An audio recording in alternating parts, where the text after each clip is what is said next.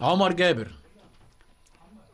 عمر جابر وضربة جزاء لنادي الزمالك. عمر جابر وضربة جزاء لنادي الزمالك، وإبراهيم نور الدين هيدي الإذن، وعمر جابر وجها لوجه لمحمود حمدي وصفر إبراهيم نور الدين، وهدف أول لنادي الزمالك في الدقيقة 28 لعمر جابر. في الدقيقة 28 هدف من ضربة جزاء. واحد الزمالك لا شيء المقصة، لا شيء المقصة.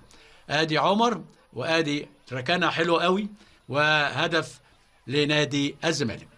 هنشوف هل الهدف ده وحائط لنادي الزمالك. جنبه الشيخ برضو بيشوط كويس، الشيخ وهاني سعيد، وضربة حرة مباشرة والشناوي موقف الحيطة. 1-0 لنادي الزمالك، وصفر حكم والشيخ وهدف. الشيخ وهدف اهو، دخلت مطرح الشيخ ما واقف، مطرح الشيخ لان اتحرك الشيخ. هنشوف مين اللي هيشوط.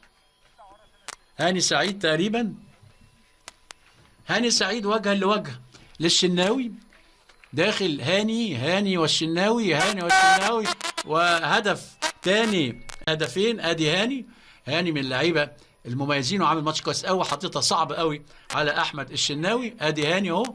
و